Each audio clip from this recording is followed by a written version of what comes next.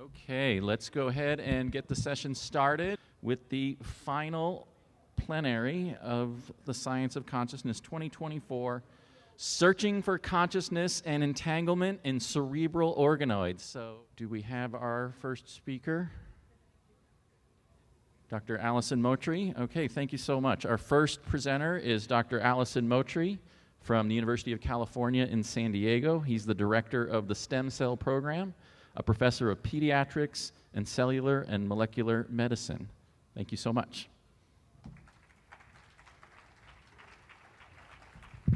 All right, thank you, and thank you, Stuart, for all the education on consciousness that he gave me over the years. And by the way, yeah, I have no relation to consciousness sciences, but I feel that the model might be useful. So the first question that we ask is, can we create human consciousness in the lab? And of course, I mean, this is like a big question, and I will not answer that. But I will answer like some other questions along the way. But let me step back first and just tell you why we do that. We use cerebral organoids to model diseases in the lab, diseases such as autism that are really hard to understand and to create treatments for. And the reason why it's hard, it's because being genetically, it starts in uterus, and we don't really have good technology to non-invasively monitor the human brain in uterus or even inside the skull, so we have to rely on low-resolution imaging like an ultrasound. So the cerebral organoid comes as a model system where I can take the brain outside the uterus and reconstruct that back into the lab. It was pioneered by Yoshiki Sasai from Japan, and this is the first publication demonstrating that this is possible using human pluripotent stem cells that can be derived from an embryo or can be derived from any live person. So what he does is he takes the stem cells and let them differentiate or specialize into the brain cells in a three-dimensional format. So of course, I mean, the first publication was not a robust method to that, but over the years, this technology has been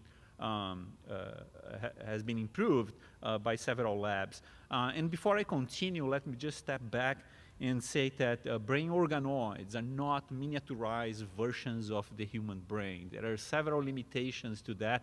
I'm saying that because you're going to see in the media mini brains here, mini brains there. So take with a grain of salt. I understand that the language is easy for the layperson.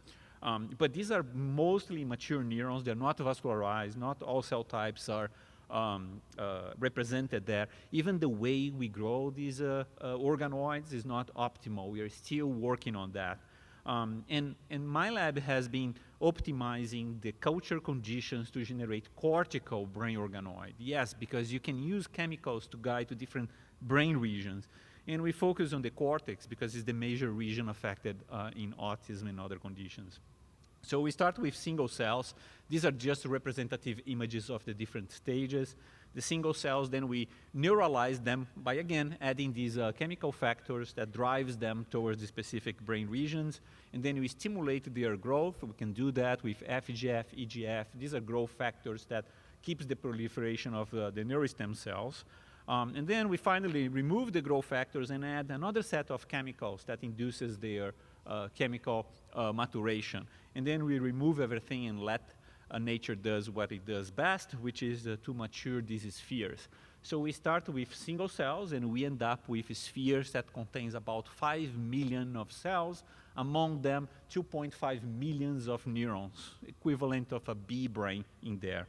And if you haven't seen one of them, so this is a postdoc in the lab. She's handling a plate of organoids that is about a week. So each one of these white dot is one of these brain organoids. So we have thousands of them in the lab. And if you let them mature for several months, you end up with structures that are quite visible by naked eye. They can contain all these cell types that I'll describe in a moment, but they can reach like 0.5 centimeters in diameter. So you can really use that mass of cells for several experiments.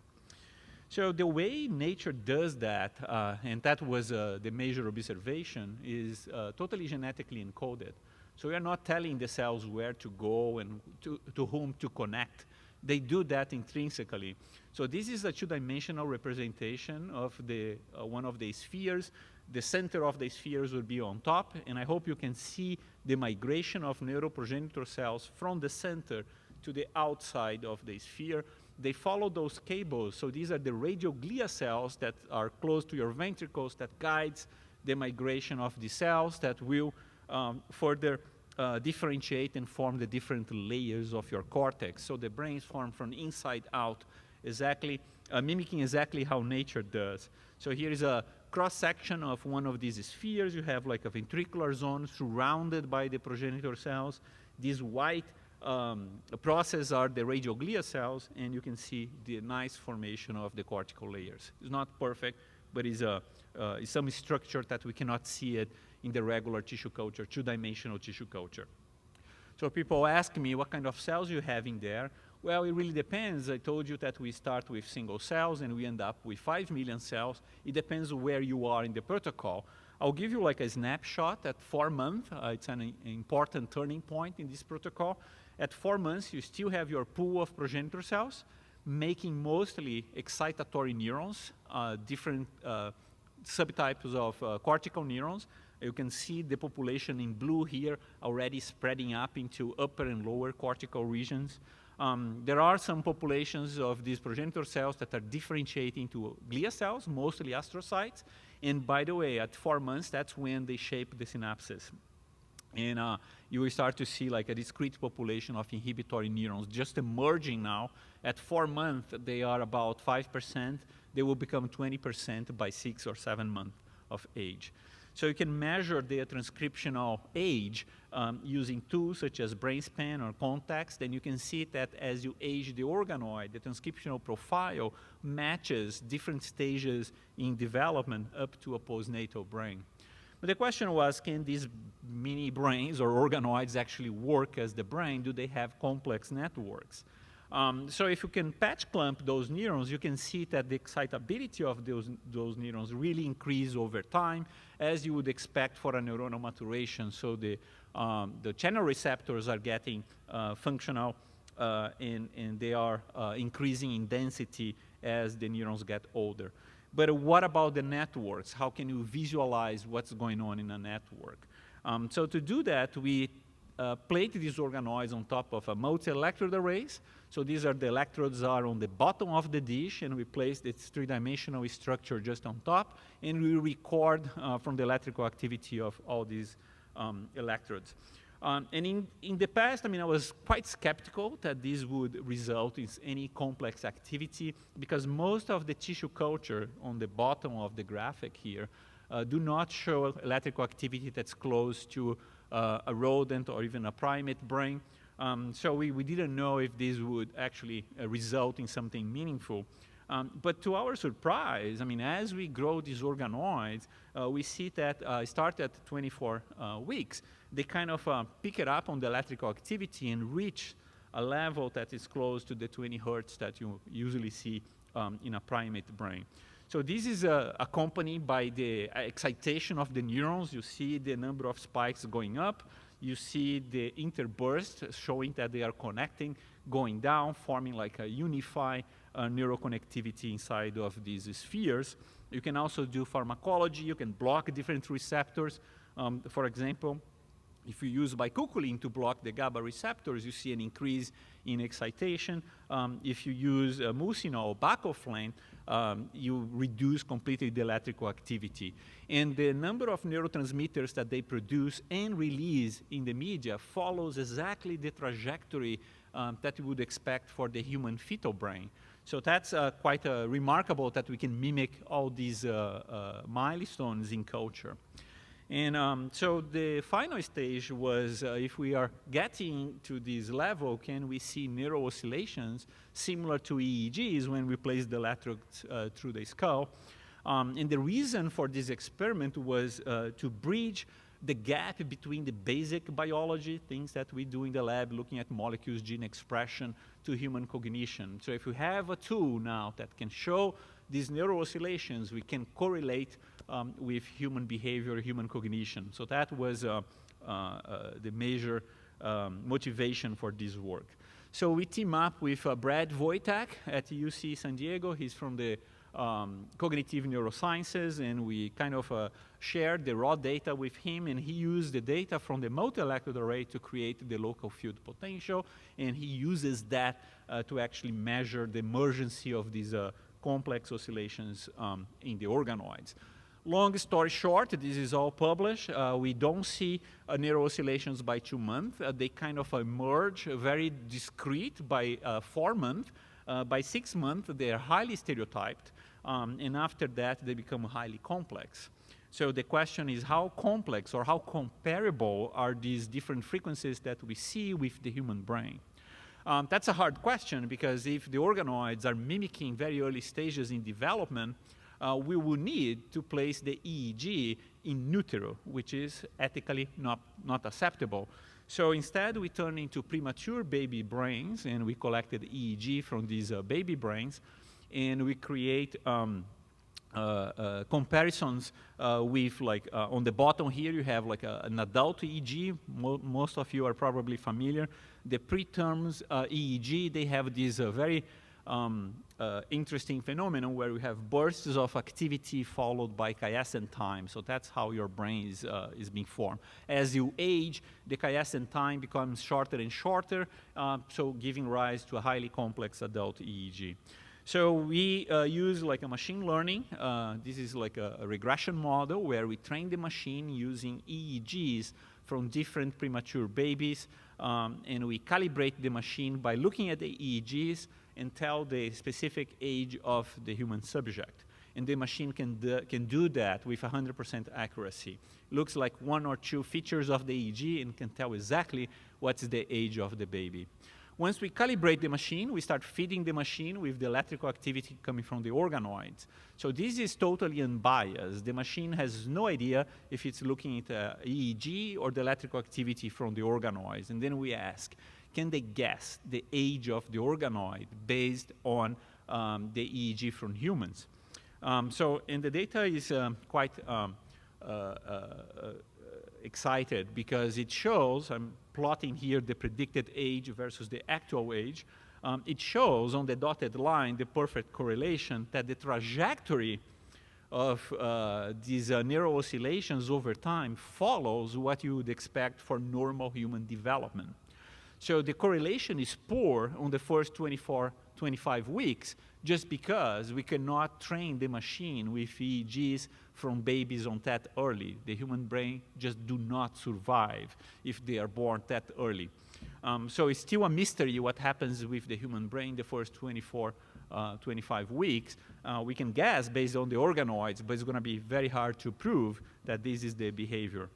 So what I show you so far is that by building these optimized brain cortical organoids, we can see an increase in electrical network activity that builds like these inverted V-shaped curves, suggesting that there is a level of complexity that emerge when the organoids are about 8 months of age. We know why this happens is because the presence of inhibitory neurons. So if we block the inhibitory neurons before these 8 months, we never reach that level of complexity. So you need both excitation and inhibition to reach a level of complexity that we have right into the organoids. And that's exactly what happens in the human brain. So at that stage, I mean, many people start asking, are these lab-grown human tissues actually conscious? Can they become conscious at one time? So I decided to reframe that question a little bit and ask, can the brain organoids be a useful tool for you guys who study consciousness? And the rationale is the following. I think we all agree that a single neuron or neurons in a dish are probably not sentient. They are not conscious. But at one stage in the complexity, we all agree that an animal, a mouse, or a human brain is conscious. So the organoids is somewhere in between those two, and we likely can take advantage of that too. So that's when I start becoming more and more interested on the topic. So Stuart and we wrote this article, a very comprehensive article where we detail the experimental process that we'll take to review if the organoids are or not conscious. This is a summary. It's kind of a yes or no schematic, and we decided to start proving it. And as you can see, one of the easiest experiments would be just to treat the organoids with anesthetics. And we decided to do that in a very complex way by transplanting these organoids inside the visual cortex of a mouse. So this is a collaboration with Anna Devur and Kugil Gduzun at UCSD. So the experiment is the following. You remove part of the visual cortex of the animal, and we transplanted back the organoid that we generated in the lab. So we let the organoid fully integrate into the system. We actually showed that can be fully integrated into the visual system. We can even visually stimulate the animal and record from the organoid. So these are human neurons that are participating on the visual cortex of the animal. Once it's fully established, we ask what happens when we anesthetize the entire animal. And because we have these graphene transparent electrodes, we can visualize at the same time the intersection between the organoid and the brain of the host, the brain of the animal. And what we learn is that, yes, the human brain organoid can be anesthetized. It will remove all the neural oscillations upon anesthetics. And it's way more sensitive than the mouse brain. We still don't have a clear answer why these organoids would be more sensitive. But yes, definitely they can respond to anesthetics. So we can check like lots of boxes in here. So we have cortex organoids. We have different frequencies, and they respond. They get silence when they are exposed to oscillations, to anesthetics. So we next ask, can we enhance the activity of the organoids or the plasticity of these organoids using psychedelics, which is one of the molecules that should be used to enhance your consciousness. So, but to do that, we need some kind of a stimulation way to improve the networks of these organoids. And we thought that after 9 months, what happens is that you open your eyes and you start interacting with the world. So we thought that the visual system, similar to what we did with the animal, could be like a good way to stimulate these organoids. So we team up with Carl Walling, who is an ophthalmologist, and we create a three-way organoid where we have the retina organoid with all the photoreceptors connected to the thalamic organoid, connected to the cortical organoid. So we are mimicking here the visual cortical system in a dish. We can visualize the photoreceptors because we have reporters for that. They are in green. You can visualize the axonal trajections here in red. And what we are doing now is plating these organoids in culture, and we are visually stimulating them with light. Things that we are learning is the following. The first question that we ask is that, do they respond to these visual stimulus? And we measure that in different ways. I'll tell you one experiment where we stimulate the organoid. We practice the stimulation, and then we give them some time, and then we start again, and we measure the reverberation of those stimulations after a while. So this is like just one example of the after and before stimulation. If you have more activity per electrode, is red. If you have lower activity per electrode, is blue. And what you can see is that different electrodes are responding in different ways. So the visual stimulation or the optical stimulation in these organoids can either reduce or eliminate synapses. This is what we call LTD, depreciation, or it can strengthen some of the synapses in the microcircuitry inside these organoids. That's LTP, long-term potentiation. So once we have that established, then we give them like different psychedelics. I'm showing here the data from DMT. So this is stimulating the organoid in the presence of DMT. And after a period, and we did like in one day, spontaneously, without the stimulus, or just with a single stimulus, and then we record over time. And using 2 different concentrations of DMT, we see increasing plasticity in these organoids, showing again that they are able to respond to these psychedelics. We are testing other psychedelics now as well, but that's enough for us to kind of check the box that they can actually respond to psychedelics. So just telling you now what we are going to do in the future, and this is a collaboration with the CENI. This is the Center for Engineered Natural Intelligence. I have 2 collaborators, Gert and Gabe Silva, and the idea here is to leverage this learning capability of the organoids. And let me explain this a little bit better. There are 2 types of learning. The prenatal learning, which is not a study at all because it's difficult. It happens in uterus, and it's shaped by evolution. This is what I mean when I say that the organoids self-organize using the genetic information. Nobody's telling them how to create these things. They do it by themselves. And then there is this postnatal learning that receives all the stimulus from the world, and that's shaped by the environment, and that's what we know best.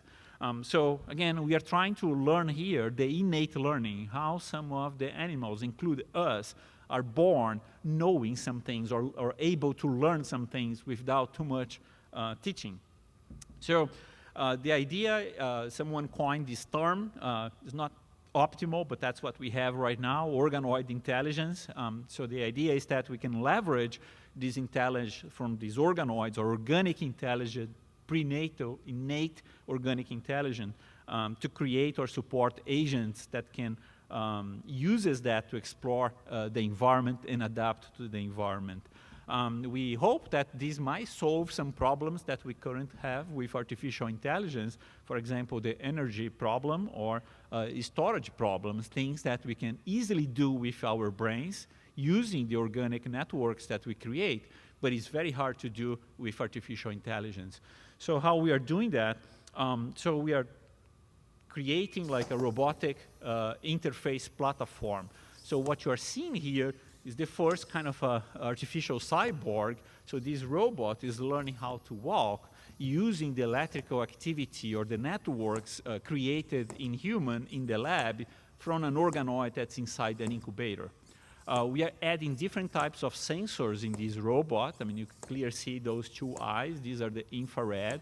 It will tell the robot if there is an obstacle when it's getting close to a wall or something, and before it reaches that, it will stimulate back the organoid that is sitting, again, on top of these multi-electrode arrays, giving them like a ping or a point of stimulation that will change these networks.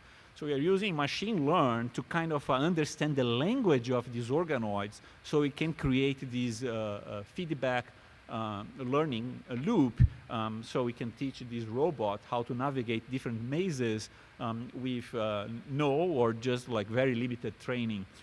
If we can do that, we can train these organoid networks to do whatever we want. One of the other projects that we have in the lab is to teach them how to feed themselves. So we give them an intention. So it's not doing it without knowing, but there is an intention of survival by doing that.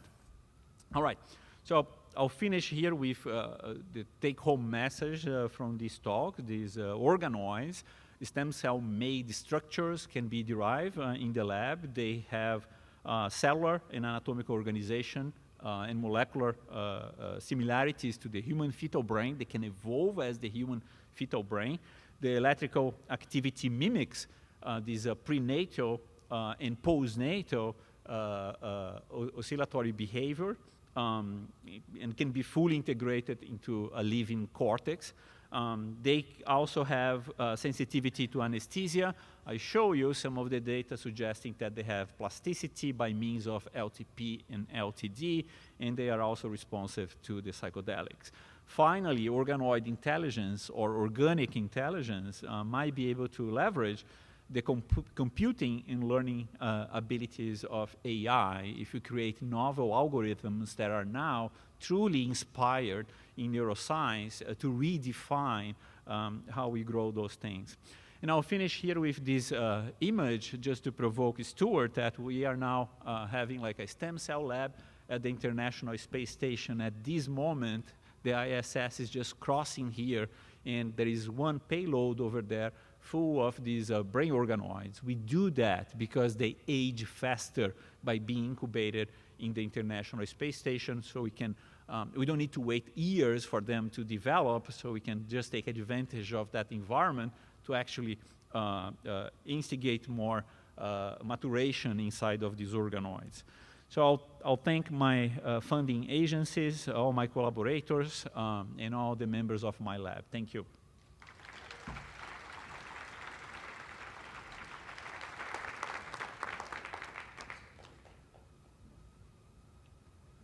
Thank you for that fascinating talk. The talk's available for questions. I'll start with the embodiment experiments. What is the feedback that you give the robot in terms of positive feedback or negative feedback to try to give it the behaviors that you're trying to achieve? That's an excellent question. And we didn't know exactly what they need.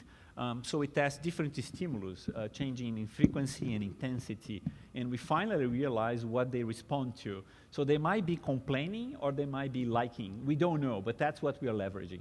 Okay, thank you. Go ahead. Hiya. Very interesting talk.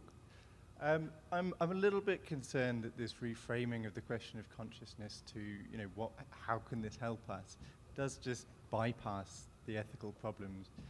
I think there's no doubt that these can help us enormously in all sorts of ways to help advance various kinds of technology to better understand the nature of consciousness, etc. But, at what point do issues like consent become an issue for you? You mean consent from the people who donate the cells? Well, so far the preliminary evidence you've provided suggests that there is a compatibility with consciousness. You're getting them to respond to food, develop intention, stimulate the visual cortex, etc. Are you also curious in finding a way to develop communication that can explore some of issues like consent? Yeah. So one of the projects that I didn't mention, but it's cooking in the lab, we can interfere with both excitation and inhibition in these organoids. And we can do that with different optogenetic tools, different waves of light. So we think that by doing that over and over, it's kind of we hope that we decode the language of the organoids. So we are establishing a communication with them, trying to give them different stimulus and learning how they respond. So that's where the machine learning and everything gets in there. But we are quite far from that yet. Okay, thank you. ALYSSON, when I visited your lab many years ago, you told me that the fact that those organoids are limited to 5 millimeters roughly is due to the fact that you still are unable to develop vascularization because it has a different developmental origin, right? So what's the status of that engineering to co-develop both a vascular system as well as neurons so you can grow potentially very large carpets of organoids? Yeah, Christopher, that's a great question. And we didn't have too much advancement, and not for lack of trying. Different labs were trying to do that. First, trying to elicit the vascularization from inside the organoids. We fail. You can have some endothelial cells. You can even have like some structures that resemble the vases, but not perfusable. Nobody could do that so far. So what my lab and others are trying to do is take advantage of bioengineering and artificially create a vascular system to these organoids. So that's ongoing. But what's the problem? Do you think you miss that magic transcription factor to trigger the development of vascularization? It probably is missing something that we don't know, yeah. Okay, thanks. Could you provide a little more information on how the robot learned how to walk? Was there a reward function or anything like that was involved? Yeah, so it is all for now kind of a computationally driven. We are determining how to coordinate the 4 legs based on our algorithms that we create. The organoid has no idea. There is, again, no intention of the organoids to walk a robot. That's what we are planning to do in the future. I can give you more details later. Yeah. Hello. Yeah, I'm part of the Qualia Research Institute. We're trying to figure out what is the mathematics of pleasure and pain. I mean, it's obviously extremely stunning research, incredible. Maybe a frame that might be worth, I mean, the thing that is kind of strange and disturbing is it sounds like you have a theory of valence based on reinforcement learning, where like how happy or unhappy they are depends on negative and positive signals. But then you're also using negative signals. So maybe within your theory of valence, these are suffering. Like, what is your gut feeling of, are they suffering? And if we find out with math, hey, they're in severe suffering, would we stop the research? Yeah, so first of all, let me just clarify that you are giving senses to these organoids, like they are happy or sad. We are not doing that. We are just seeing how they react. If it's good or bad, I have no idea. So the organoid is sensing something and is responding to us, but we are not qualitatively giving like a positive or negative reinforcement to them yet. But we do have the ability to connect these organoids with sensory information, including sensory neurons that brings pain, and we can measure the painful sensation of these organoids if we want. So that's definitely possible. Would you stop the research if it turns out to be extreme suffering? So we have like a group of biomedical ethicists on the call. So all the time when we make an advancement, we kind of let them know. And I mean, if the ethicists decide that this is the time to pause the research, I will definitely follow the advice. Hi, thanks for the presentation. My question is that you mentioned it's about 5 trillion cells of neuronal cells, and one question was what developmental age it belongs to. My question was, as various neurotransmitter receptors and all of that is expressed differently in different part of the brain, which part of this brain is it most closely representing for us to understand, pharmacokinetics and all of that bit? That's a great question. So when we make like a cortex, it's an empty canvas. It's a cortex with no functionality. Now, for example, we plug the visual system. The question is, will that cortex self-organize into a visual cortex? So that's exactly what we are testing right now. And then we can give like a motor input would become motor cortex. We don't know that yet, but these are the questions that we're trying to answer. Yeah. And the organoids is developed from pluripotent stem cell or from peripheral blood cells? No, these are all from pluripotent stem cells. Yeah. Okay, thank you. Thanks. My question is again about ethics. Do the ethicists that you mentioned refer to the literature on theories of consciousness to make the decisions, write the guidelines they do, if you're aware of that? Or do they base their decisions on other criteria? It is a group that involves philosophers of the mind. In the first meeting, Christoph was there, Pat Churchland, there was a bunch of people who contribute to that. Yeah, so we try to get the opinions of everybody. Yeah. Thank you. Yeah, thank you for the great talk. How do you ensure that your medication actually reaches all the cells in your organoid if you implant it in the mouse? And because Christoph pointed out the vascularization is missing, so are you measuring something that really is happening in the organoid, or maybe just an artifact? So that's a great question. In the in vivo experiments, the vascularization gets through the organoid. Yeah. So after how long, or how long does that take? It takes about 2 or 3 months for the vascularization to penetrate the organoids. And yeah. then the no macrophages in the brain start attacking like the human neurons in the No, mouse? these are immunosuppressed animals. Yeah. Okay. Yeah. So in vivo, we have a pretty much, we are convinced that by diffusion, we can get through all the cells in the organoids. We've done some of these experiments. Okay, Yeah. thank you. Welcome.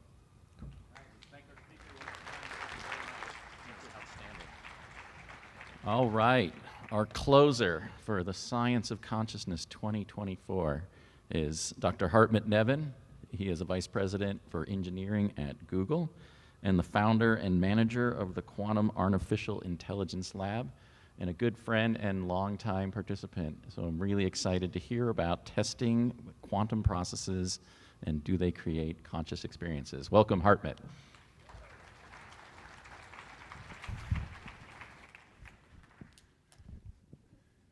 Yeah, thank you, Dante. So yeah, I want to close out this conference. I think it might be quite fitting to talk about a research program, how we can test the conjecture that quantum processes create conscious experience. And the team behind this work is, I'm actually pretty happy with how this team came together. My friend Christoph Koch, I teamed up on doing this and get a lot of insights this way from hard-nosed neuroscience. We're also relying on a brain organoid lab at UC Santa Barbara run by Kenneth Kozik, a neurobiologist, and Dirk Baumeister, a physicist. Fitting, Dirk was a 4-year postdoc of Roger Penrose, so he's very familiar with his ideas. He also studied with Anton Zeilinger, so big pedigree here, 2 Nobel Prize winners. There are several of their students involved, and members of the Quantum AI team are also helping with this. I should also mention that Stuart Hameroff is an advisor to this project, so this whole program can be seen very much in the vein of, or in the spirit of the Tucson Consciousness Conferences. So specifically what I want to talk about is tell you how this research program is supposed to work, and I'm going to be very definite or specific. I want to tell you what is our conjecture, what constitutes a physical correlate of consciousness. And then we will go through a sequence of quantum biological experiments. So to make this testable, this conjecture is one of the main contributions of this talk. And then I want to also look a little bit forward, assuming the conjecture is correct. What would that mean for brain-computer interfaces? In particular, can we graduate to a brain-quantum-computer interface? And I know we are running behind, but if time permits, I will also give a few words how the basic conjecture would go hand in hand with allowing for agency free will. So let's start with the foundation. So this work really builds on the prior work of Roger and Stuart. And we have heard from Roger just an hour ago, and so he explained his ideas, even though they are quite familiar to this audience. So Roger, in his seminal book, The Emperor's New Mind from 1989, he suggested that a conscious moment occurs when the quantum mechanical wave function of a system collapses via a process he calls objective reduction. And so it's very definite, and objective reduction as a mechanism is also experimentally testable. The connection to consciousness more difficult to test. But having thought about this, in particular with a lens on how are we going to test this, we realized that the general idea we want to keep, but not the specifics. So I formulated what I would like to call the generalized Penrose-Hameroff conjecture, and that says that consciousness is how we or a system experiences the emergence of a unique classical reality from the many that quantum mechanics tells us there are. Yeah, so we keep this general suggestion, but the specifics of Roger's idea, as I will explain, need refinement. So I know many in the audience know all about quantum mechanics and quantum computing, but some of you don't, and I just want to make sure to not leave anybody behind. So let me quickly explain you the basic difference in worldview between classical and quantum physics. So if you look at a classical system, yeah, so I like to choose a system consisting of 3 coins. So imagine I throw 3 coins on the floor. I like this system because a modern physicist using numerical physics would look at the system and say, oh, all it needs is 3 bits to be described. You know, each coin is a 2-state system, heads or tails, 0 or 1. So this system can be in 8 different states. Why 8? Just work it out. 1 coin has 2 states, you add a second coin, becomes 4 combinations, you add a third coin, it becomes 8. As way in parentheses, here you can nicely see the power that quantum computers eventually give you, because as you add more coins, the number of possible states in the system grows exponentially. But I'm getting ahead of myself. So in classical physics, if we look, the way how we operate is we look at the start state, say heads, heads, heads, and then if we were to know which forces act on the system, for example, I know when somebody comes and turns one of the coins, then I can predict the trajectory of the system, how it goes through different configurations, and I can predict future states. Yeah, this is how classical physics works. This is how we reason in everyday life. In quantum physics, if you were to look at this and treat it quantum mechanically, then something essential changes. Then we would say that the system has the ability to branch into multiple configurations simultaneously. And so we get these many different trajectories, and we have to interfere those different trajectories to make an accurate prediction which state we are going to see in the future. So quantum mechanics tells us that any system, like the system consisting of 3 coins, but also myself or the world at large, at any moment in time, consists of many configurations at once. And quantum mechanics, as we have it today, does not give any limitation on how large objects can be that go into superposition. Yeah? Many physicists are uncomfortable with this. Exhibit A is Roger, who then invented the objective reduction mechanism to say that cannot be. So superpositions have to collapse earlier. But please be aware, this was tested to some degree experimentally, and so far there's no evidence for this being correct. Yeah, so,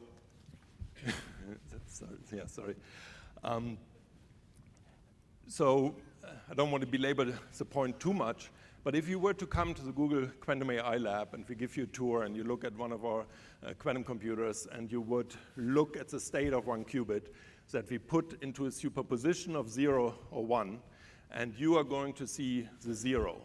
Then the Schrödinger equation will tell you there's a second version of you that will have seen the 1, and you are not a single person anymore, a single mind anymore. There is a second version, and you're in superposition with the second version. But at any moment in time, we only see one classical configuration. Hence, the basic idea that we want to propose is at any moment in time, we only experience classical states, but we follow, and therefore follow one of these trajectories only, but simultaneously, other versions of us follow other trajectories. Yeah, so there will be many minds going forward. So to make this a little bit more specific or more definite, please look at this diagram that shows a quantum circuit. And many of you will not be familiar with this notation. So essentially, this is how we write down when our engineers write a quantum algorithm. They will formulate programs like this. So this is a very simple quantum program that operates on 3 qubits. So these programs, they look like sheet music. Each line represents a qubit. As you see, these funny brackets there in the beginning, these 3 zeros on the very left, they are qubits started in the 0 state. And then I do gate operations. So I manipulate those qubits. And at the very end, we measure it. This is how always any quantum circuit pretty much looks of that flavor. So when we say something like, if you go to the generalized Penrose-Hameroff conjecture, saying that quantum processes generate conscious experience, we can ask, where in the circuit does it happen? What's the physical substrate of consciousness? Is it when the superposition collapses, as Roger proposes? Or could consciousness expand as we do entangling operations? Or maybe it's when we form or create a superposition. And we can go through the different places in such a typical, prototypical circuit, and we can ask, okay, how does it feel, or how does it fit if we put the conscious moment here? And so we can go through the different places.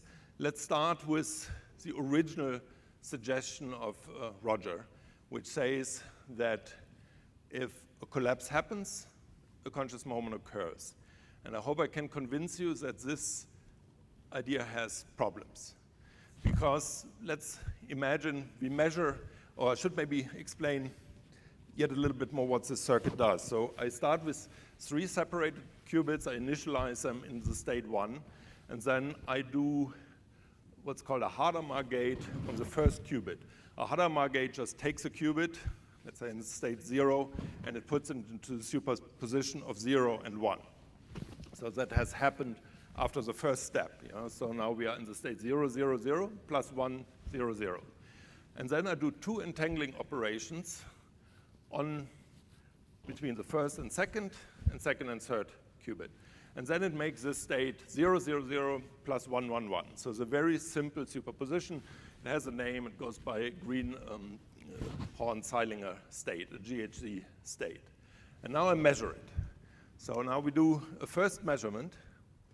And following Roger would say, this collapses the superposition. Because if I see 0, I know it's a 0, 0, 0 state. If I see a 1, I know it's a 1, 1, 1 state. So in quantum computing, quantum physics would say the state has collapsed into one of those 2. But now we can ask the question, how is the conscious experience distributed across these 3 qubits? And we can give 2 answers. We can say, oh, it's distributed across all 3 qubits. That's how I initially understood what Roger was saying. And that's very attractive for somebody, let's say, like Christoph, who asked, what's the binding agent? What solves the binding problem? Because then entanglement essentially is a natural binding agent, and you would experience not 3 individual bits, but a 1, 1, 1. So that these bit strings can nicely encode qualia. But the problem with this suggestion is, if you say, oh, the experience is distributed, all 3 qubits participating feel something, then that opens the door to faster than light communication. Because if each one of them just feels a bing, as Stuart calls it, then we could use this to create a Morse code that transmits information from the side where the measurement happened to the other qubits. And whenever I say this and somebody comes and say, HARMUT, it's well known that entanglement cannot lead to faster than light communication. Yes, that is correct. Entanglement cannot do this. And I know we are short in time. I'm tempted to explain in very obvious ways why this is not the case. Let me do it. Let's think of, sorry? Yeah, thank you. So think of classical entanglement. I create classical entanglement. I take 2 coins, I put them, or let's take 2 magnetic needles. I put one up, and I will put one down, like classical magnetic needles. So the overall magnetic moment is 0. Now I separate those out far away from each other, and you look at your needle that you get, and it says, oh, it's down. Then you immediately know that the other one is up. Yes, this is a correlation, it's not causation. Nothing is transmitted with faster than light communication. You know what the other measure is going to see, but no signal makes it to the other side faster than light. An entanglement is just a fancier or quantum type of correlation, but it's basically the same thing. In the same way, you cannot transmit with two coins that are correlated signals faster than light. You can't do it with quantum spins either. So that's well understood. But Roger doesn't stay with textbook quantum mechanics. If the problem comes, if there is this aha moment, something has collapsed, then I can use this. If this aha is distributed, so also involves the qubit far away, then I can aha, no aha, no aha. I can make a Morse code out of this, and it breaks speed of light limit. So this is not a good answer. So we can go to another answer and say only the qubit where the measurement has happened experiences something. But that has problems too. First of all, somebody like Krista would be sad and saying, okay, what does the binding problem? It doesn't help with this. But okay, too bad, we sacrifice this. But you can then ask, what is the second measurement going to experience? Because the collapse now has happened. The second one is not completely clear what it experienced. Why? Because what is first and what is second in special relativity would be frame dependent. You may know that when we say something happens at the same time, that is observer frame dependent. And I can go to other frames, and one observer would say A happened before measurement B, or another observer will say B happened before A. And if the collapse of the superposition is what creates the conscious moment at that point, then you are left with the very unsatisfying conclusion that it is the observer dependent on which of the three qubits had this experience. Yeah, so I can go even further, but I don't want to belabor the point anymore beyond saying that placing the moment of collapse or placing the conscious moment or associating it with the moment of collapse, that doesn't play well with special relativity. Yeah? So therefore, we are jumping to a different place. And we say, or the conjecture we are putting forth is to say a conscious moment does not occur when a superposition state collapses, but it occurs when the superposition state forms. Yeah, because that gets around the issues or the conflicts with special relativity. And you still have the nice fact that entanglement is a natural binding agent. Actually, I can, Christoph made me do this, he said, like, write down a table, to be very specific what experience is the system going to have if there are certain processes that cause state transitions. So if the system just sits there, nothing is happening, so it's in the state 0, 0, 0, and it still stays in 0, 0, 0, then I would say there's no experience occurring. If it's just moving, if you rotate the state and it winds up in 1, 1, 1, and you're now still in a non-superposition state, again, no experience occurs. But if you look here at the third line, if you go into a genuine superposition state that involves all three qubits, then you have, or the system will have, an experience going into 1, 0, 0, 0, 1, 0, or 0, 0, 1. One of the three, and those coefficients there, like customary in quantum mechanics, will give you a probability how likely is that the system is going to experience this, that, or the other. And last observation I would like to make is, assuming there's only two of the qubits go into a superposition state, and one just sits on the side and is not involved.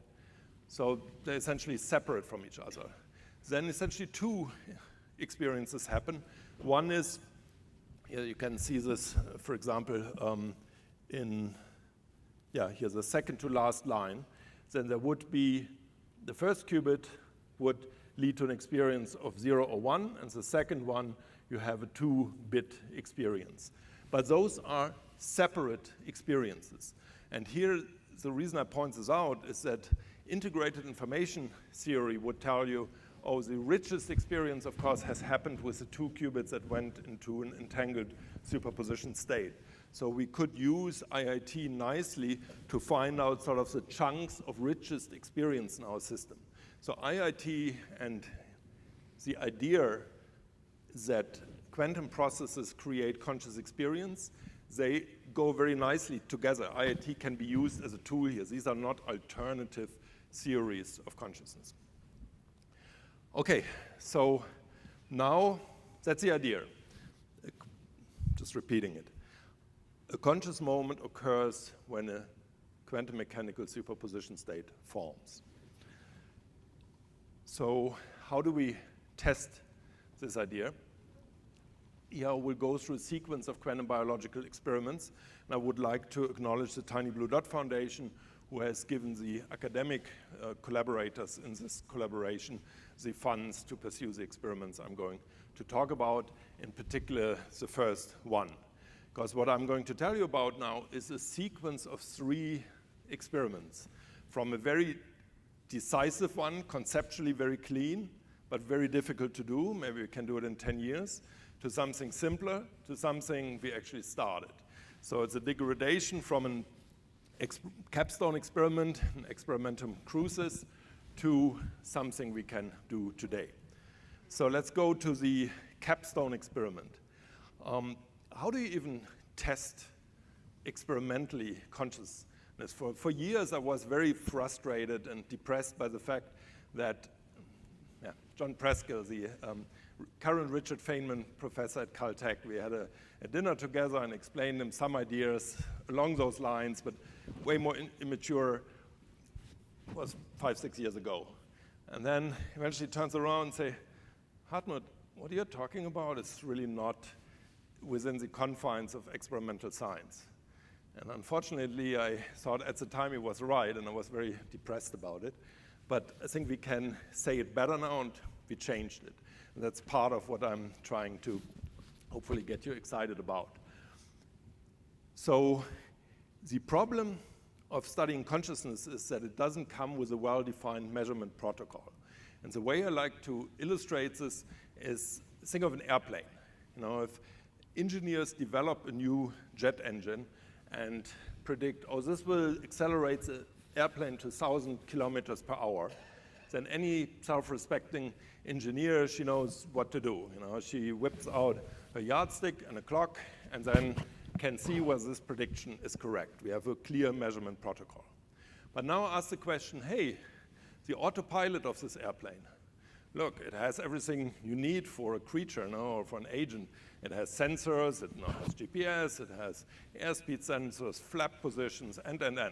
It has memory, it has processing capacity, it has actuators. It can increase the thrust or change the rudder. So it has everything you would want to have in an agent. So is the autopilot conscious? And we go to our friends Christoph and Julia and ask, hey, can you please compute phi for us, the integrated information value for the autopilot? It's difficult to do, but in principle you can. So let's say they come and say, oh, it's a phi of 1,000. So now what's next? Now, because we cannot easily peek into the inner experience of the autopilot, this statement is vacuous. We can, in this case, not confirm it. So that's indeed the unease. Is this really part of experimental science? But there's a loophole. And the loophole goes as follows. Actually, before I explain the loophole, let me say one more thing. There is the philosophical idea called solipsism that says the only thing I can be sure of that is conscious is myself. Whether any of you is conscious, I infer that, and it's plausible, but there is no proof. I cannot prove to you that I'm not like in a matrix, just a projection to you. So solipsism is logically closed and unassailable, and philosophers have pretty much closed that case. So what to do? The loophole is I can work with the one conscious system I know there is. That's my own consciousness. And I can try to expand it. And I would do it in the following way. So here's this protocol explained. I call it the expansion protocol. So you have a brain, and quantum mechanical superposition states form there. That's textbook. No biochemist or no biophysicist would argue with this. We can argue how long range the superpositions are, whether they're just within a cell and so on, but they would not go, so they do exist. So the next thing we can look at in our chips, of course, we make superposition states. That's what they are designed to do. But initially, they are separate, so that's why it's called here tensor product structure. It's quantum mechanical jargon for two separate systems. But now, assume I do, by some means, let's say I stick nanowires into certain cell structures, and I connect them to our quantum processors, and I make a quantum coherent coupling that can spread entanglement between those two systems. Then I wind up with what I would like to call a psi-cyborg. So initially we had a psi-me, the wave function in my head, and a psi-chip on the processor, and now we get a larger superposition state, larger in the following sense. The psi-me's happen, let's say, over n qubits in my brain. The psi-chip happens with m qubits in the chip, but psi-cyborg can make superpositions involving n plus m qubits. And I can, m is my control, that depends how good my chips are. So I can, this way, create much richer experiences that need many more bits to be described. I could even do more. I can sort of ask, how did this feel? How did this feel? And correlate it with the measured states. And I could get a feeling for, states like this feel sad. States like this make you feel happy. So we could essentially, using this protocol, enrich conscious experience and dial in the quality of the experience. So conceptually, it's beautiful. But then you run into hard-nosed physicists like Dirk Bomes that say, oh yeah, conceptually that's okay, but how exactly are we going to do this? What degrees of freedom are you going to couple to? Is it spin degrees of freedom? Do you use biophotons? How do we do the coupling? Very good question. So then I regressed and say, okay, let's do a simpler warm-up experiment. And this is actually where the collaboration with the UC Santa Barbara lab doing brain organoids came about. We could do the following warm-up experiment. We could take an organoid, and we could take room temperature qubits, let's say nitrogen vacancy qubits. There are other choices these days. And we couple one qubit to the organoid, and the organoid is coupled to a second qubit. But we take care not to couple qubit 1 to qubit 2 directly. And then I'm going to do entanglement experiments with those two qubits. And textbook, any quantum physics student would know how to establish whether they're entangled or not. And if indeed we could entangle qubit 1 and qubit 2 via the organoid in the middle, then this is just mass, has been shown in various papers. Then we know the substrate in the middle, in our case, the brain organoid, would deserve a quantum mechanical description. Yeah, so this would be a nice step in the right direction. And actually, since we published some preprints on this, we have actually been inundated, is exaggerated, but we got a number of suggestions how to do this in very concrete ways. But then, again, you have choices. Same choice as before, like how do you couple exactly? And there, we want to go yet simpler. And this is a set of experiments that started. And this uses, what we want to do is, before I go through the different platforms, we want to, let me actually dial this forward. You have heard already very nicely from ALYSSON about brain organoids and how you grow them and how they look. So I can cut this a little bit, jump ahead to the experiment we want to do. So a few years ago, there was a set of authors, Lee and al., that reported on the following rather intriguing experiments. They worked with mice, and they gave them xenon. Many of you may know that xenon, the noble inert gas, is an anesthetic. So if you give the mice enough, they plop over. So they looked at what they call the writing reflex. Does a mouse get up by itself, or will it just lie there sleeping? Mice don't get harmed in that. So and you might already be surprised, like, what business does an inert noble gas have in knocking out our consciousness but leaving everything else intact? That's already weird.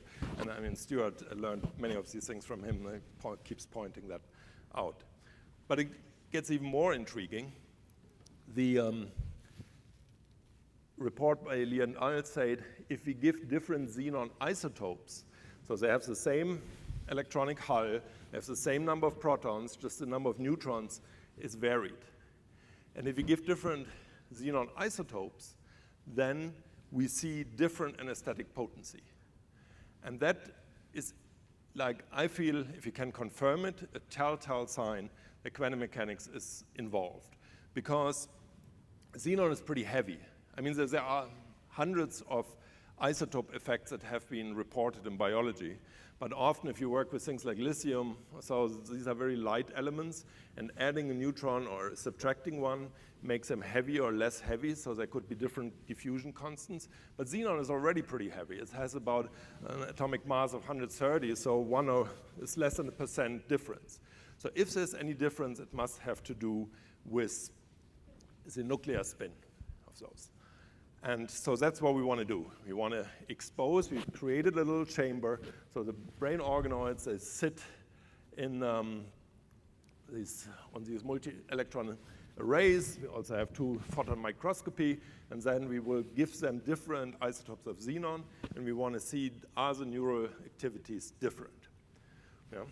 So I know I'm over time, so I want to end with the following. So this is an experiment that's going to happen over the next few months. But then Christoph, I should credit here, asked the following. He said, oh, I want to see behavioral experiments also, because like interpreting the signals from brain organoids is a little bit business in itself. So we invited Luca Turin, an accomplished quantum biologist, and what he's going to do is the following, and this is student Ekin. So this is a video I should acknowledge here, Luca and Ekin, who have done this experiment. So it's a very simple experiment, and this is just the pre-experiment. So here you see a syringe, and right now there's just air in it and a bunch of Drosophila flies. And you just push the plunger in, and of course not much will happen. It will get a little bit cramped in the quarters of the flies, but nothing happens. So I jump a little bit forward. So now, Luca and Ekin, they let nitrous oxide in. And nitrous oxide at 1 bar of pressure, so atmospheric pressure, it doesn't have any anesthetic effect. But if you start pushing the plunger in, let me go forward here. So now you go forward, and now you go to hyperbaric nitrous oxide. Now watch what happens to the flies. So it's anesthesia as a group sport. It reminds me a little bit of a Glastonbury festival, music festival, where nitrous oxide is very popular. So you can see what's going to happen. The set of flies are now immobile, and they are anesthetized. And then the crazy thing is, maybe still watch it that far, that when you start pulling it out, so right now they're anesthetized, but if you pull the plunger out just a little bit, then you will see that within seconds the flies are back to their merry ways. Yeah, so this is nitrous oxide, no isotopes involved. But we now bought 5 different stable isotopes of xenon, and we're going to repeat this experiment. And what I hope to be able to show in the next Tucson conference is sort of proof by video that quantum effects matter in anesthesia, because I would make the following prediction. If between the 5 different isotopes, let's say for xenon 130, you have to push it in to 5, and for xenon, or to 10, and for xenon 131, you have to push it into 7 or 5. This is very hard to explain without assuming that quantum processes are involved here. You will have to integrate the Schrödinger equation. And then this is a starting gun for, I think, first of all, we will see quantum neuroscience institutes popping up at many universities. And second, what we are then going to do is use the nicely instrumented brain organoid platform to crawl after the xenon and say, why does it matter? Why does a very weak nuclear spin difference has any business in changing the anesthetic potency? And we have ideas why this is, but I will not get into this because I'm well over time. And I think I will just finish here with my final pretty slide from our lab. And thank you very much.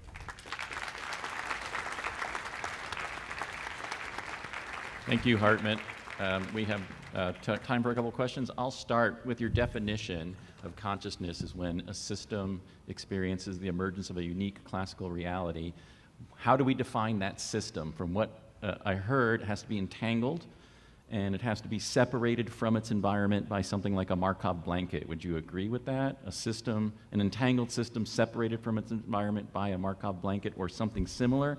What would you put on the requirements to be a system that could experience the emergence of a unique classical reality? This is actually an excellent question. And we often do this in science. We say, here's our system, like here's our quantum chip, and here's how we manipulate it. Right.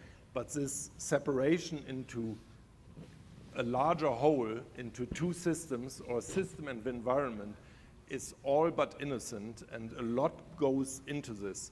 So for our chips, for example, it's very clear what is the difference between an entangling operation or a measurement operation. In a cell, it's not so clear who decides what is the experiencing system and what is the environment. Right. One very attractive idea that comes also from IIT is to say, let's say the system we care for is the one with the largest phi value, and let's declare the rest to be the environment. We are thinking along these lines. Whether this program goes through, we don't know yet, but it's an appealing possible answer to what you're asking. Okay, I think it ties maybe to life as well, because life is a system separate from its environment, right? That's one of the classic definitions. Compartmentalization is a key step towards life. Yeah, it just happens to be that in our corner of the universe, systems seem separable. Right. Yes, right. and then, yeah. Stuart? Thank you, Hartmut. That was really interesting.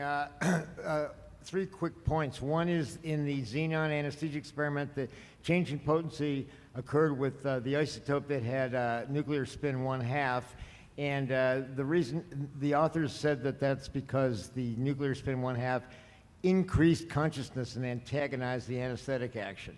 And how that would occur, I asked Roger that, and he said, well, nuclear spin increases entanglement, so it might be just more entanglement, which leads to my second point that Anirban has recently shown entanglement between 2 microtubules separated. So they were together, and he separated them and did a Bell's inequality test and found that they were entangled by their angular momentum. So maybe a even more preliminary experiment would be to see what happens.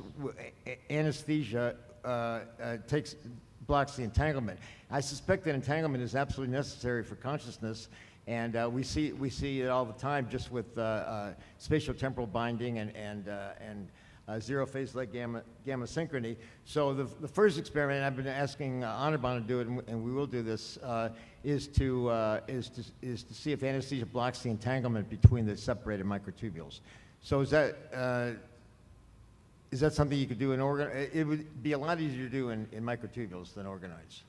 Yeah, so here's actually another perfect moment that when we started with the brain organoids was actually Stuart to point me to this paper by the group around Lee et al. Saying this xenon experiment would be very apropos for the organoids. And then we ran into Luca at your Encinitas conference, who independently, we hadn't talked to him, said the xenon isotope experiment is the most important experiment that somebody should do in quantum biology. But you said something very important that I did not say. Actually, it turned out in the Lee et al. Experiments that the xenon isotopes with a half spin, a half integer spin, had less anesthetic potency than those with spin 0. And that is very intriguing, or fits beautifully with our story, because these extra spins, in my world as a quantum computation person, these are little qubits. So we put more qubits into the system, creating richer conscious experiences, so it counteracts its own anesthetic effect. And by the way, this may also be a beautiful way to explain psychedelic experiences, because they all come with these aromatic rings. That's another thing I learned from Stuart. I like to call aromatic rings are nature's qubit. So essentially how you should think about when you drink a sip of, take a favorite, say ayahuasca, you essentially chuck a glass full of qubits. And therefore, this may explain the widely reported richer or expanded conscious states. I think aromatic rings are nature's qubits is the quote of the conference so far. Excellent. Over here. Hi, so I saw on one of the slides, if you could actually go back to the agenda, that would be helpful. It's something about agency, and I know you didn't get it. It's something about agency and its relation, like you didn't get to present that last section, so I'm just curious, how does this relate to agency? Yeah. Okay, so do I have a minute to You go, yeah. You're a closer, okay. So let's Okay, so close it in style. Whoever needs to run, please run. But I think it's a beautiful story, and I would actually love to answer. Can we bring the slides back up? There we go. Let me start with this. So I believe that free will and agency exist. Why do I think that? It's because of the following observation. That if I engage in a behavior that is conducive to my well-being, let's say I eat nutritious food, I have a nap in cuddly blankets, I take a warm shower, then my first-person perspective, HARMUT, would say, oh, that feels good. And the third-person scientist, my doctor, would say, yeah, do this is good for you. And vice versa, if I get my close with my hand to a fire, then it's ouchy from my first-person perspective, but the third-person perspective of the doctor would say, don't do this is bad for your well-being, bad for your homeostasis. How do we explain this correlation? And let's say probabilistic Turing machines, the things we have today to run large language models, they are lacking the operation to do this properly, because we should, or to account for this correlation. Because first, many people then say, oh, obviously, evolution brings this about. But that is not the correct answer, because evolution cannot access my inner perspective. And it wouldn't give a hoot whether I feel good or bad on something, as long as the behaviors themselves are correct. And moreover, if I say, okay, I have a deterministic Turing machine, then if everything is on rails, again, it doesn't matter how the system feels, already predetermined. And just adding a source of randomness, as computer scientists call, so before you do something, somebody rolls a die, that would also not bring about this, what I would like to call the homeostatic correlation. What you would need is a moment of agency, that you can steer yourself into a pleasant rather than an unpleasant state. And what place better to assume that this could happen than when a superposition state forms? So I would say not only when a superposition state forms, and we follow one path of the possible ones, this is associated with a moment of consciousness, but it's also associated with a moment of agency. And somebody who already saw this many years ago is Epicurus. He was a Stoic, and he came up with the following sentence, that some things happen out of necessity, deterministic Turing machines, others by chance, probabilistic Turing machines, but others through our own agency. For the latter one, you need a quantum computer, a quantum Turing machine. All right, next question, please. Thank you.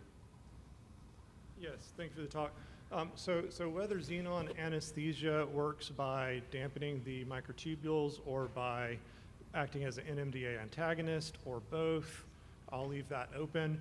But could we also consider the effect of anesthesia as downshifting the global frequency of your brain down to about 1 or 2 hertz. And in between the gaps in your brain activity, you're now noise gating out the incoming patterns and the ability to interpret. And so you kind of time out. You have a 1 to 3 seconds to interpret the raw incoming data into your priors to have to build a conscious narrative. And by introducing these time gates, you are making it harder until it finally collapses. Has that been something that's been considered? Yes, so what's important to our program is that we leave it open which quantum processes are the ones that are most pertinent here or that creates the largest phi. Of course, Stuart would immediately say, of course, this is some sort of topological modes in microtubules. Others would say, oh, maybe this is a spin-dependent radical pair mechanism, as has been established. We use, or not we use, birds use to navigate towards or know where magnetic north is, and such radical pair mechanisms may be existing all over the nervous system. So there are many choices what could possibly be the readout mechanism in quantum computing lingo. How does the nervous system know that different isotopes were applied? But we want to keep this very open. We will use our organoid platform to find out about this, and let's not go in with, I must be this. We will see. Okay, thank you. Next question.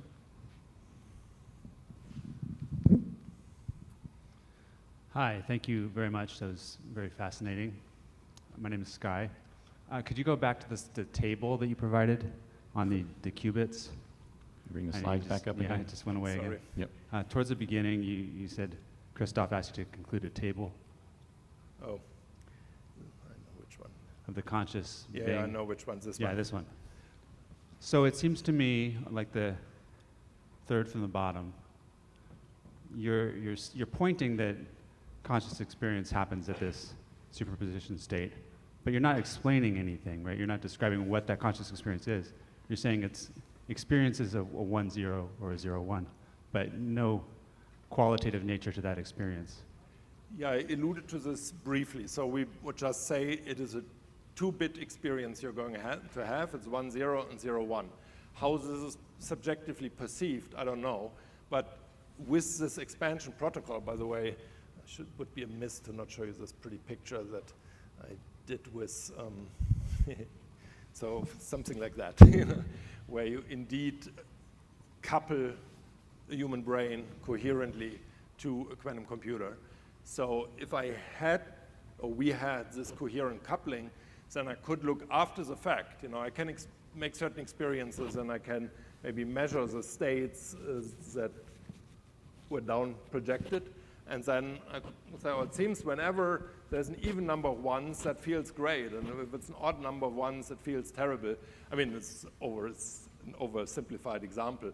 But we could start learning, because obviously if you're a materialist and you believe that matter explains all phenomena that we see, including consciousness, then you're saying, okay, there must be, Christoph calls, the physical substrate or the physical correlate of consciousness. And that then follows that certain states of matter must feel great or must feel pleasant, and others must feel unpleasant. But we have no idea which is which at this point, but we can, with such experiment, start to tease that out.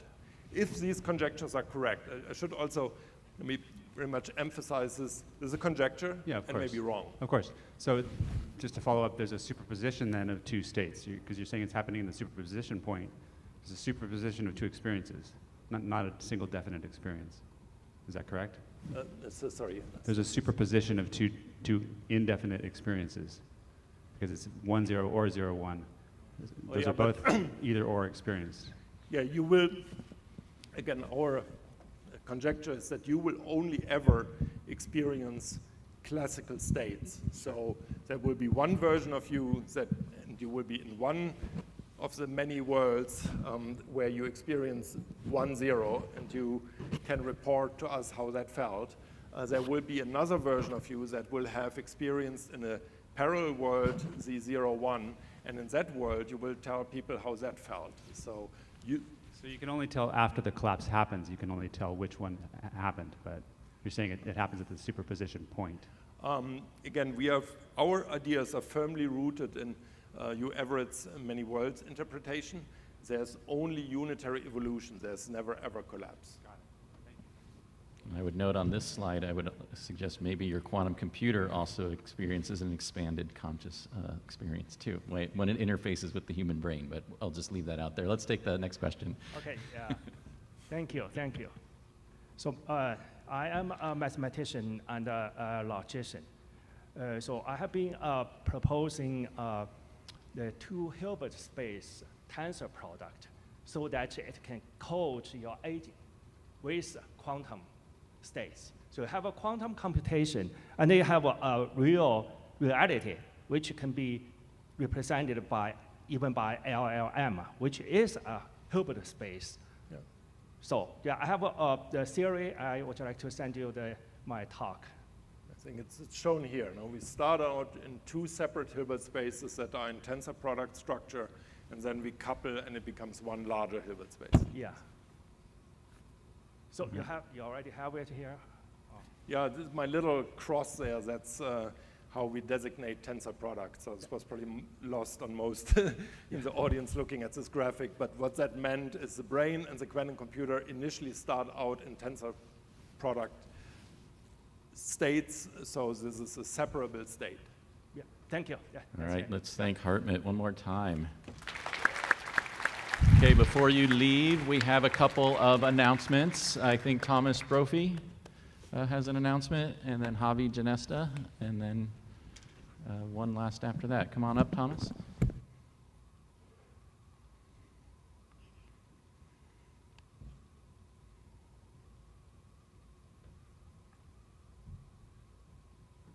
Yeah, so last summer in Encinitas, HARMUT just mentioned it, we had the Neuroscience Needs a Revolution to Understand Consciousness Conference, co-hosted, sponsored by California Institute for Human Science and Tucson Center for Consciousness Studies, Abby and Stuart.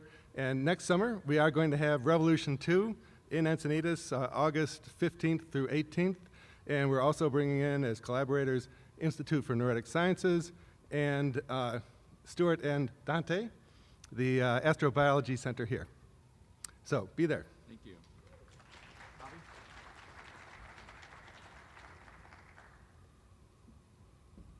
Hi. Actually, Stuart already made the announcement yesterday. Next year, we're going to have this conference. It's going to join the Festival of Consciousness. The Festival of Consciousness is an event that we do every year in July in Barcelona. It's an event that shares some of the, actually, in the spirit has the same spirit, but it's, let's say, different in the implementation. It's a festival. And basically the goal of the event is to explore consciousness from three different angles. We explore consciousness through the lens of science, like here, but a much more popular level, probably not getting so technical, more like TED kind of talks. We explore also consciousness through the lens of spirituality with a very open mind. And finally, we explore consciousness from a more practical perspective, I would say through the lens of what I would call human behavior. I think that's very, to me, that's the most important part. It's very interesting to understand consciousness, how it works, but at the end of the day, we are doing this to be more conscious, right? So, as I said before, it's a very experiential event. It's a festival. We have a lot of activities like beyond the talks, workshops. We have different sessions like Kundalini activation sessions, mindfulness, breathworks, live music, ecstatic dancing. It's really a party. So when Stuart proposed the idea of putting both events back to back, I thought it was a great idea. I got immediately sold into it. I think having this conference in Barcelona during the week and ending the conference with 3-day festival, like the Festival of Consciousness is like a big party, and it's going to be real fun. So I hope I see you there next year, and maybe you can even come this year because we're celebrating it on an annual basis. So this year is going to be in July, 12, 13, and 14. So maybe I see you there, and if not, I hope we see you next year. Thank you. All right, could you bring up the graphic that I sent over? Yeah, thank you. And inspired by Javi and the Barcelona Festival of Consciousness, we have the first ever Tucson Festival of Consciousness this evening. You are invited.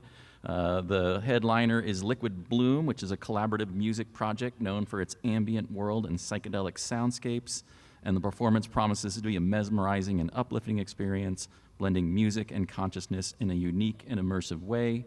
And we have arranged one of our participants, Todd Bureau. Todd, are you in the back? Has arranged for some transportation from Lowe's to downtown Tucson and back. So if you're interested, Todd, raise your hand again. So folks, go talk to Todd. He's got some transportation there. We would love to see you, and we hope that it becomes a tradition as well to celebrate this amazing experience, bringing it to the Tucson community and bringing us all together to celebrate our mutual conscious experiences.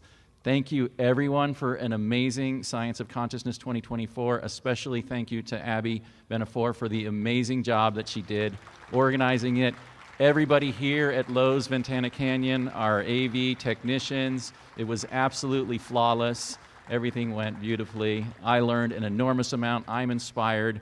Tons of new ideas. I'll be reaching out to many of you with collaborative opportunities and concepts, and I really look forward to seeing you in Barcelona. And I'll be there in July in Barcelona to celebrate the Festival of Consciousness there. So thanks again, everybody, to all the speakers and all the participants, and really appreciate it.